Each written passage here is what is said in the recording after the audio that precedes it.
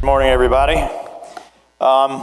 I'm Mark Morgan, as he said. Tell you very quickly, briefly about me. I've been with ScanSource for 17 years. If you don't know ScanSource, we're a $3.8 billion hardware distributor that, from our heritage, we started out in point of sale and barcoding, and that was a big chunk of our business, but the other half really was driven around telecom. So we were, for years we've been Avaya, Mitel, ShoreTel, Polycom's largest distributor / customer. So when you think about our business around telecom and collaboration, it's been a big part of our business for a number of years. One of the reasons that I'm here today actually started back in 2012, 2013. I had moved to the comm segment of our business, and in 2013, I went to 6 different manufacturer-held events similar to this, where there was a consultant on stage talking to everyone saying that if you do not start moving to a cloud and recurring revenue services model, you're going to die. How many of you in here have been to an event where you heard a consultant stand up there and say that? How many of you have ever heard a consultant talk about how to make that transition to get to the other side? And I don't see any, well, I see one guy. So that's part of why I'm here. My CEO back in 2015 gave Mike Bauer, our CEO, he gave me an opportunity to do something different. And he actually kicked me out of our corporate office in Greenville, South Carolina. I moved out of the office on my own to downtown Greenville in some private office space. I got there on day one. My oldest daughter called me that morning and said, "Daddy, what are you doing?" And I said, "Oh, well, I'm getting started on my new role." She said, "No, what are you doing?" And I said, "Well, I just told you, I'm getting started on my new role." She said, "No, I have 2 daughters, Southern girls. They still say daddy and mommy." So she says, "Mommy and Chloe and I were talking, and we want to know what you did." And I said, "What are you talking about?" And she said, "Look, you used to lead a team that was $1 billion business. You were moved to a different, smaller business unit, and now you're downtown by yourself with no people, no nothing. You did something. What did you do?" So the reason I was there was to start studying markets. One of the things that we saw back in 2012, the signals were there around premise-based telecom, number one.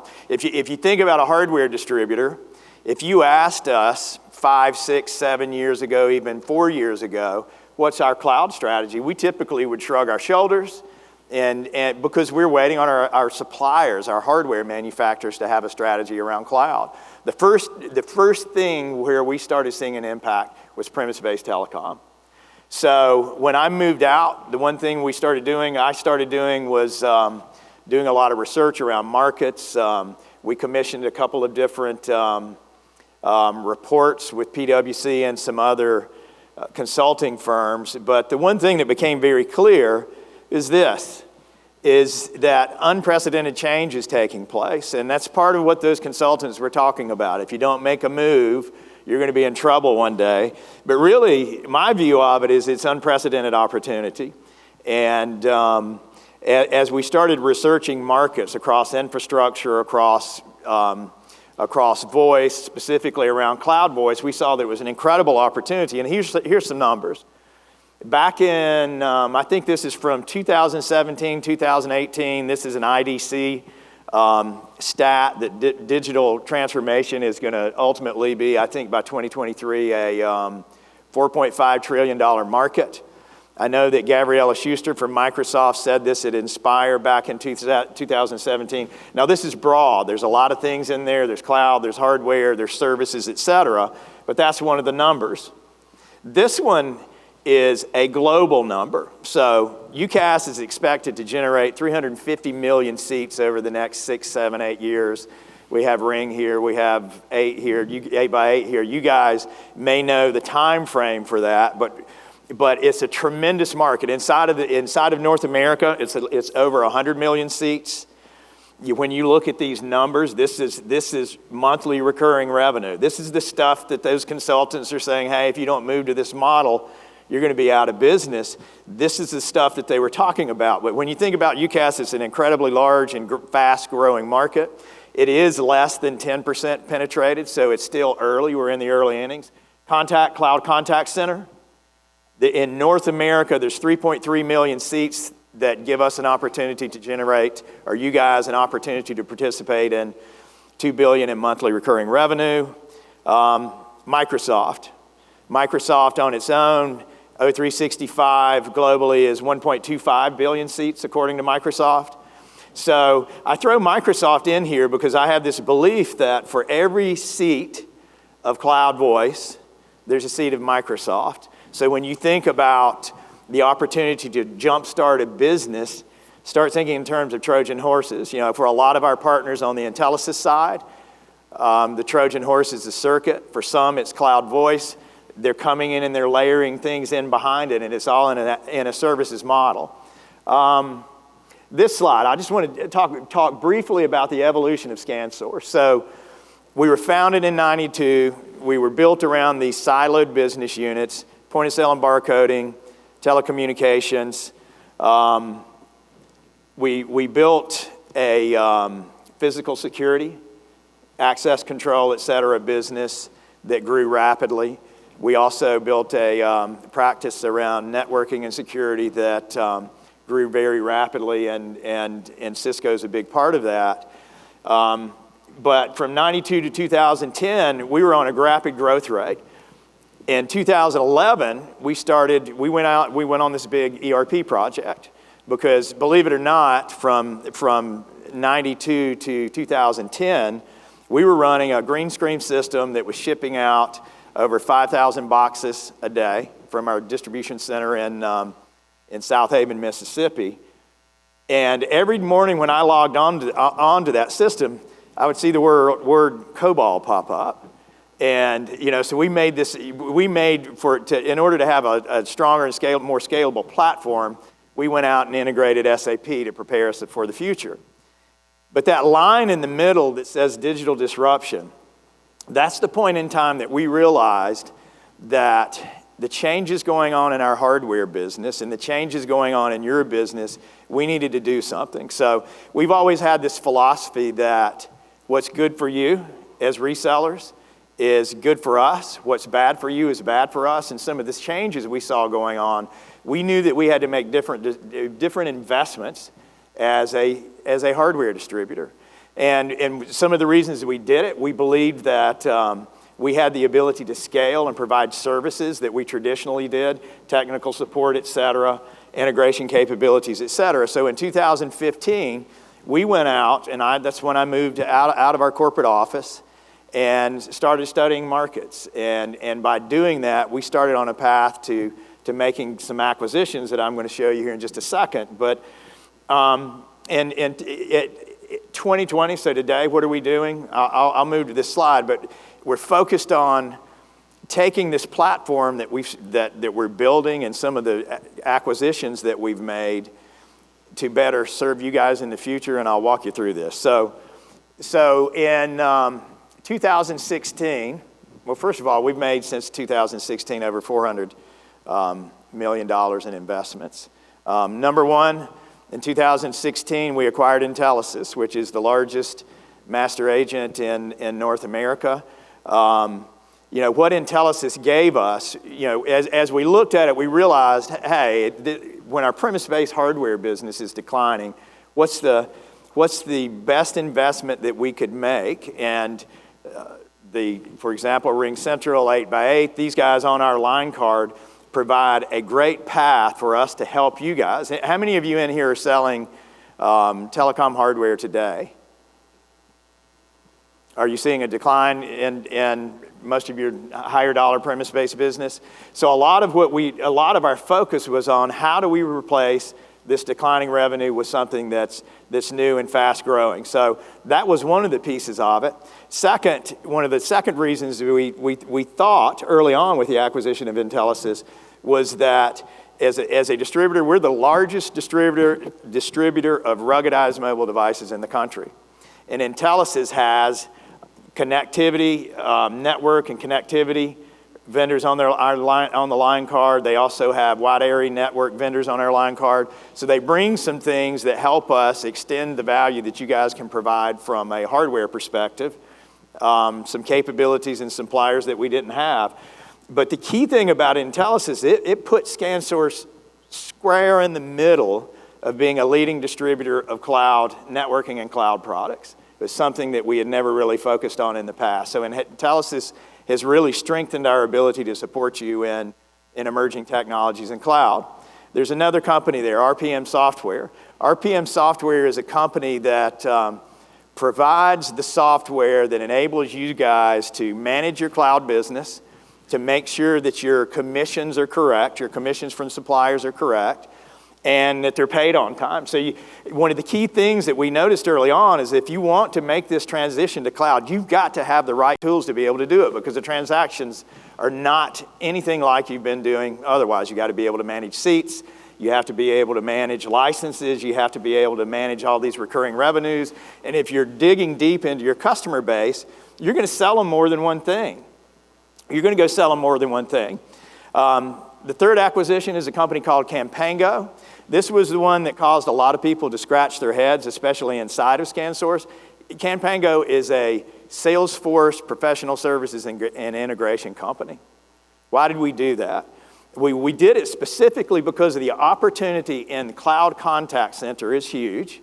And if you think about both Ring and Vic with 8x8, we're talking about the capabilities of connecting to your customer and knowing who it is when the phone rings.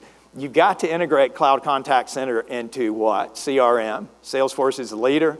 So we made that acquisition to help drive growth in that space. And it's working very well for us and some of our partners today, bringing this in and helping them close more deals. Most recently, we acquired a company out of the UK called Inti. Inti has a SaaS provisioning platform called Cascade. And Cascade basically gives us the ability to provision software applications via connections, API connectivity. It gives us Microsoft Tier 2 CSP status as a direct partner with Microsoft, and it also gives us Tier 1. So if you're selling Microsoft today and you want to buy licenses, we have the ability to sell them to you and provision that software license for you today, 365 or Azure or Teams. But also, if you don't want to support it, we can sell it in an agent model. So the thing that became very clear in 2016, 2017, I have this theory. This is a Mark Morgan theory. Is it technology that's really disrupting the channel and disrupting the markets? I tend to believe, yeah, that's a big piece of it, but what I really believe is disrupting the way that we do business today, and we're going to do business in the future. It's not necessarily technology, it's the opportunity for your end customers to consume technology in a different manner.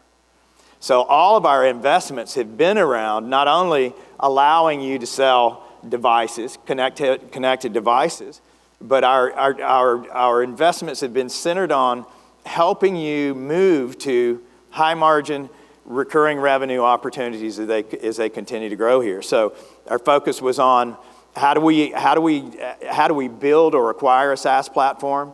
We found that it would be faster for us to go out and acquire a company, and this platform has given us a lot of capabilities that we were missing.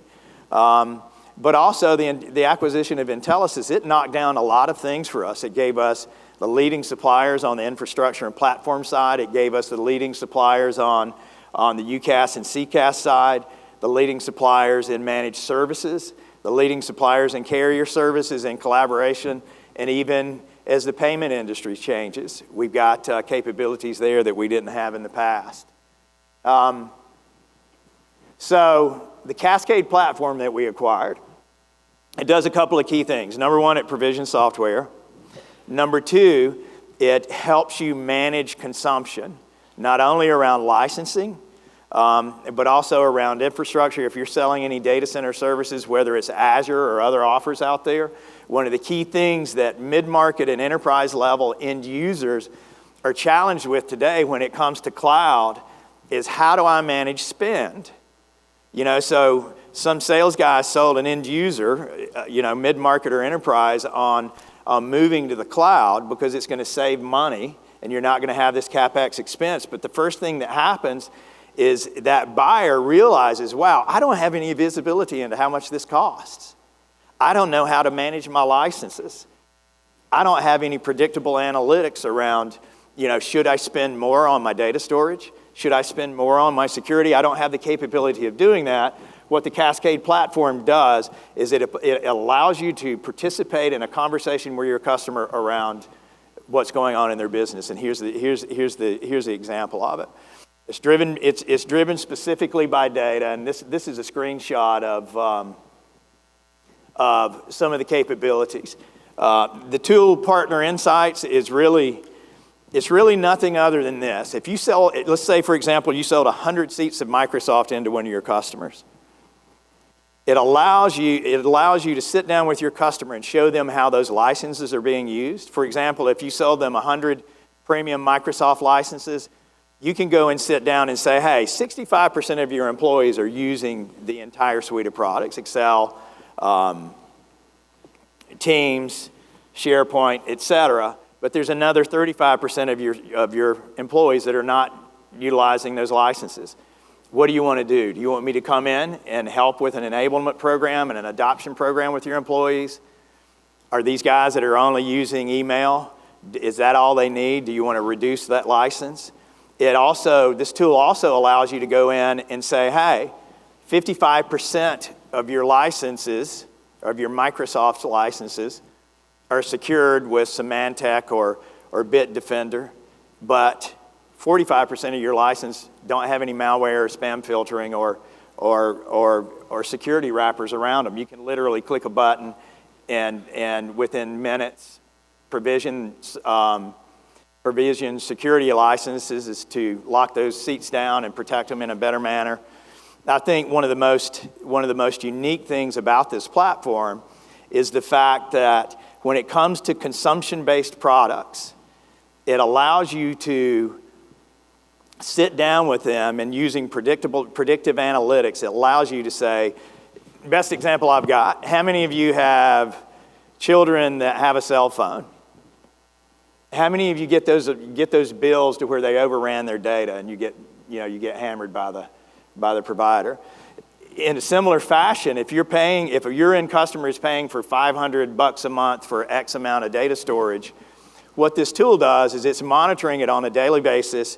It shows you exactly the cost all the way down to the specific machine, but it also predicts based on usage what the bill will be next month. So it allows you to go in and sit down with a report to talk to your customer about, hey, you need to upgrade this to avoid any penalties. So where we're headed, if I go backwards to that slide around RPM, RPM is not only a commissions management tool, that software tool, it's a tool that basically manages all the cloud services that you sell today. It manages those commissions, but it also has data related to everything that you're selling your customer. So our plan, it's not there yet, but our plan is to do this. We want to bring data down to a level to where you can walk into your customer's office, whether you printed a report out or whether you take your laptop or your mobile device and project it on a screen and show them everything they're consuming in the cloud stack and give them analytics around each one of those, whether it's infrastructure, whether it's the seats they have with any of these cloud voice providers, whether it's software licensing, whether it's consumption-based products like Azure, whether it's, at the end of the day, whether it's data around the circuit that you sold them. So we believe this. I've got my phone here, I need to read this. So back in the fall of I think it was the fall of last year, Jay McBain from Forrester. He did a study, and I like reading what Jay McBain does because Forrester focuses a lot on the end user, and they bring back really good data around what the end users are asking for. But here's an interesting statement, and this is kind of sort of a mouthful, but business leaders focusing on the job to be done may have 5 different companies installing, implementing, and integrating, securing, ensuring compliance, and providing continuity in a single solution stack. So that goes back to what Vic said, is that old thing about the single throat to choke. What Jay McBain is saying is that idea of having one provider doing everything is moving away. And it's not going to be a single throat to choke. There's going to be 5 different providers coming into your customers in the future and helping out building and securing that stack.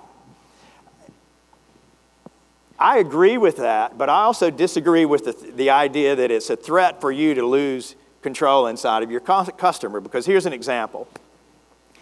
Looking at the data within the Intelisys and RPM data set, we have agents and VARs today that 4 years ago started out with selling something. It might have been the circuit, it might have been cloud voice, but what they're doing is they're coming in, they're picking a Trojan horse. It could be UCaaS, it could be the circuit, it could be Microsoft, it could be most anything, but they're getting in there with a cloud service and then they're building it up on the stack. We've got partners that started with the circuit that are doing 7 and 8 different services on top of that, and they continue to add. The interesting thing about it is we have partners that, as they do that, they're basically doing what Jay McBain said, but they still own the customer. But it might be Microsoft, it might be Ring, or it might be 8x8, or it might be Equinix from a data center, and it might be Five9 from a contact center. All this stuff is happening in one place, and the most beautiful thing about that for me is we, as a distributor of cloud services and an enabler for you guys to get engaged in cloud services, we're seeing as these guys grow that stack, we've got partners that we're sending checks every month that would stop your heart. Somebody asked me the other day, we had our Intelisys Channel Connect event out in Monterey. It's our big partner event every year where several thousand people show up. And I was on stage in a kind of a fireside chat thing, and someone asked me, what was the biggest surprise after you acquired Intelisys? What was the biggest surprise to you, Mark? And I very quickly answered the size of the checks that we're sending many of our partners. It's an incredible opportunity. When you look at those numbers that I put up about UCaaS, CCaaS, SD-WAN, by 2023 is going to be well over a $5 billion market in North America. When you look at these markets, the opportunity is incredible. UC is less than 9% penetrated. Cloud Contact Center is less than 9% penetrated. Microsoft O365 on a global basis, it's less than 7% penetrated. So if you've never sold these services before, if you've never sold Microsoft before, and you think, man, I don't know anything about it, we built a platform to help you go do it. Not only from a sales enablement perspective, but we've replicated what made us successful in the hardware business. If you call us and you've got a situation or an opportunity with one of your end customers, we'll get on the phone with you. We'll even put somebody on the phone with you and your end customer. We will put somebody on the road with you and your end customer to help you go in and sell these. A lot of these guys have co-selling opportunities for you. If you bring the lead, they'll go in and co-sell with you in order to help you learn along the way.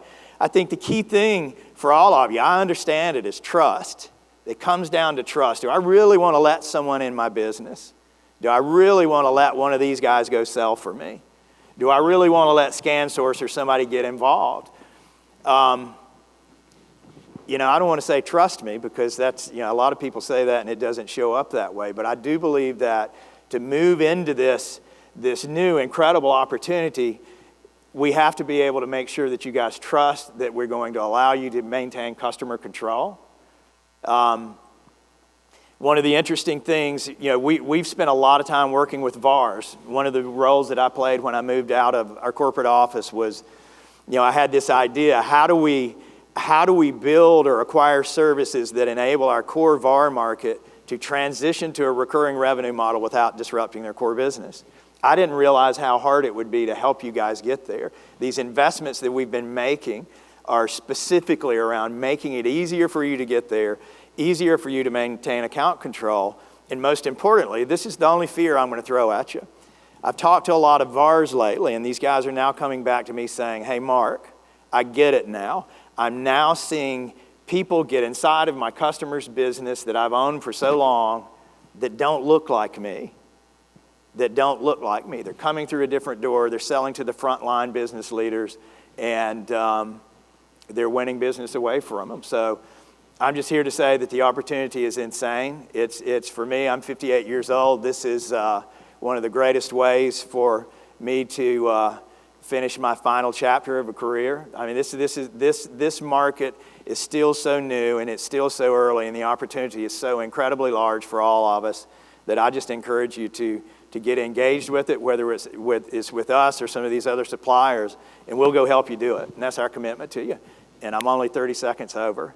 So thank you. And all of you guys, I appreciate your business. So thank you.